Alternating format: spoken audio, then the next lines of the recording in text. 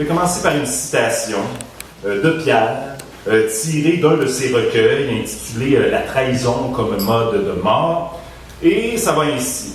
« Le cœur égratigné, le corps balafré, j'ai l'obsédante passion du pays à accoucher. » Je pense que ça dit bien, en quelques mots, en quelques vers, toute la passion qu'il avait pour l'indépendance du Québec, toute la combativité qui animait cet homme-là et qui l'a animé du début à la fin, souhaitant voir advenir l'indépendance de notre pays. Je veux donc célébrer Pierre Schneider, ce militant combatif, et comme je le disais, célébrer à travers lui tous ceux qui ont rallumé le flambeau de la liberté québécoise dans les années 60, tous ceux qui, comme lui, ont milité au RIN dans un contexte pas facile, ont milité au Chevalier de l'Indépendance, je salue Mme Doris McInnes d'ailleurs, qui est ici, tous ces militants des premières heures du PQ, d'un PQ qui était très combatif à l'époque, et oui, aussi tous ces militants, toutes ces militantes du FLQ.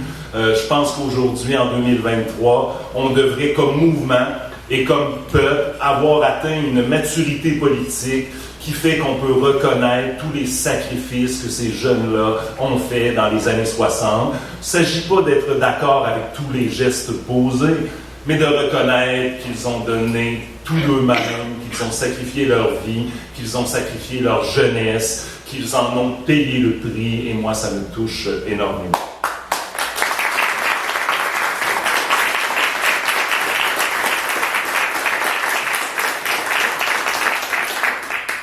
J'ai connu Pierre personnellement il y a près de 25 ans, dans les années 98, 99, 2000, dans ces eaux-là, alors que comme jeunes militants, nous essayons d'organiser, oui, des contestations de la Fête du Canada. Notamment, on organisait une manifestation contre la Fête du Canada à Québec, puis on voulait aller un petit peu plus loin encore. On avait mis également sur pied une pétition pour aller chercher des appuis, parce que, on considérait que les Fêtes du Canada au Québec étaient des opérations de propagande fédéraliste éhontées, à même nos impôts, surtout qu'à l'époque, c'était l'époque des commandites et que le fédéral ne se gênait pas pour tapisser le Québec de rouge et investir des millions de dollars dans la Fête du Canada, et nous voulions protester contre cela. Avec des manifestations, mais avec également une pétition, comme je vous le disais. Et pour cette pétition, nous allions chercher l'appui de certaines personnalités que nous avions sollicitées, puis on avait eu l'appui de personnes comme, je pense à des grands intellectuels comme Claude Jasmin, André Ferretti, Yves Michaud, Jean-Marc Léger, et bien d'autres, et j'en passe. Et Pierre Schneider allait se retrouver sur cette liste d'appui. Ce qui est spécial et ce qui révèle bien l'homme qu'il était, c'est que nous n'avions même pas eu à solliciter Pierre Schneider, à qui nous avions pensé. Très rapidement, quand il avait eu vent qu'une telle pétition avait lieu et que de telles contestations avaient lieu, il m'avait contacté pour dire « Monsieur Bégin, je vous appuie, effectivement, il faut faire quelque chose pour protester contre la Fête du Canada. Si vous voulez mettre mon nom sur votre pétition, si je peux faire quelque chose pour vous aider, je suis là. » Ça m'avait beaucoup touché, puis ça avait été le début de notre relation, puis on s'était promis de garder contact. Effectivement, on a gardé contact, et quand au début des années 2000, 2001, 2002, on a fondé l'Organisation du Québécois, avec le Journal Le Québécois, avec les éditions du Québécois, avec un peu plus tard le Réseau de résistance du Québécois, on avait décidé d'aller chercher les conseils de certains mentors, surtout que le contexte politique avait changé, particulièrement en 2003, avec la défaite du Parti québécois, l'arrivée au pouvoir de Jean Charest.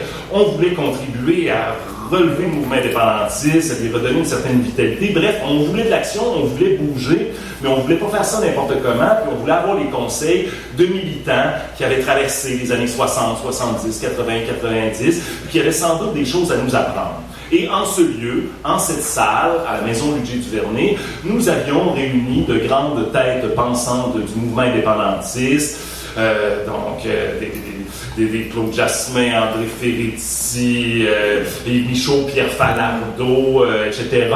Et parmi ces gens-là, Pierre Schneider. Et ça fait plus de 20 ans aujourd'hui, le souvenir que je garde de cette rencontre fort enrichissante, c'est particulièrement à quel point il y avait 2 personnes dans cette assemblée qui étaient demeurées particulièrement combatives et pas du tout découragées, malgré l'arrivée au pouvoir des libéraux, malgré que le mouvement indépendantiste commençait à piétiner, qu'on ne savait pas trop où on s'en allait, les conditions gagnantes, tout ce que vous voulez. Il y en avait 2 qui demeuraient acharnés, convaincus, combatifs.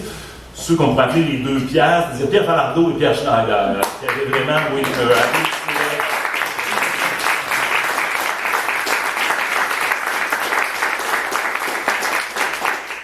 donc, Pierre Falardeau et Pierre Schneider nous avaient recrinqués, nous avaient encouragés, puis on était sortis de cette réunion fort motivés à faire quelque chose. Puis les paroles de ces hommes-là n'étaient pas des paroles en l'air parce qu'ils nous ont appuyés jusqu'au bout. Ils nous ont toujours donné un grand coup de main dans toutes les opérations politiques que nous avons menées.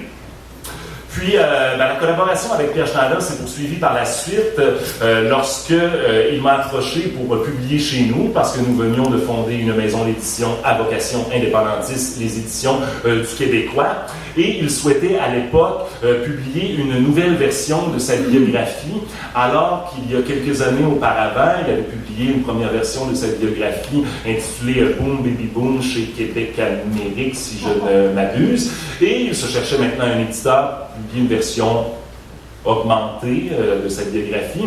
Et il nous avait choisis pour nous encourager, pour nous donner un coup de main, pour travailler ensemble. Et c'est paru, ça s'intitule Survivance. Ensuite, Pierre était un homme de lettres également, et il écrivait une poésie très forte, une poésie engagée. Bon, je vous ai lu que 3-4 vers précédemment, mais sachez que c'est un grand auteur, et puis ce fut également un honneur quand il nous a soumis 2 recueils de textes, 2 recueils de poésie que nous avons également publiés, La trahison comme mode de mort, ainsi que Paroles d'amour et de liberté. Puis je me rappelle, à un lancement de ces ouvrages-là, si ma mémoire ne me fait pas de défaut, c'est lors du lancement de La trahison comme mode de mort en 2011, nous avions organisé un lancement dans un bar montréalais, et Pierre Schneider avait réussi à rassembler à ce moment-là une foule de militants de la première heure de l'indépendance, des anciens rénistes, des anciens félquistes, des péquistes de la première heure.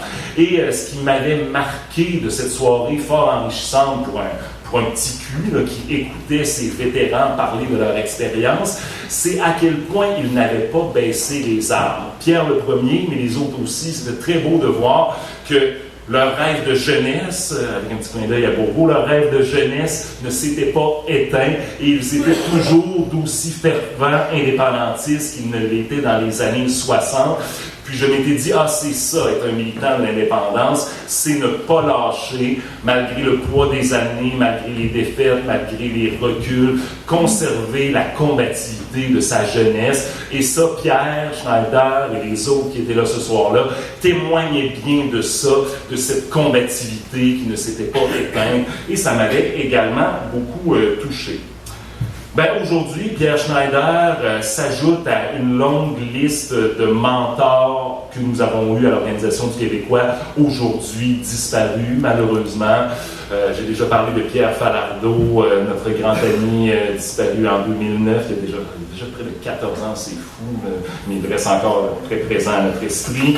Ensuite, M. Parizeau nous a quittés, M. Raymond Lévesque nous a quittés, Mme André Ferretti nous a quittés, M. Claude Jasmin nous a quittés, qui ont tous été auteurs et collaborateurs au Journal Le Québécois. Et puis maintenant, c'est la mémoire de Pierre Schneider que nous devons saluer pour ne pas oublier tous ces gens-là qui ont tant donné à notre cause, qui ont tant donné à la cause de l'indépendance du Québec.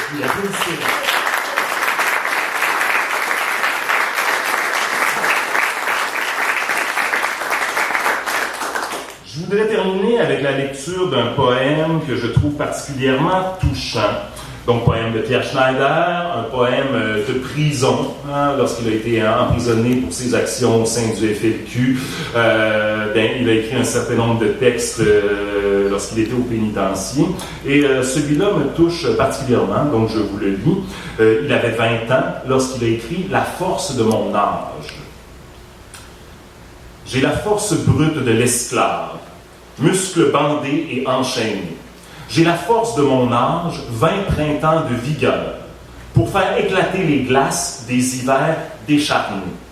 J'ai la force d'Ulysse en exil, vertigineuse épopée de mon pays. J'ai la force des genoux, inflexibles et se tenant debout. Et par-delà les murs de béton armé, je joins ma voix au grondement de révolte, hurlant comme un loup, non, non et non à toute servitude. Pierre Schneider.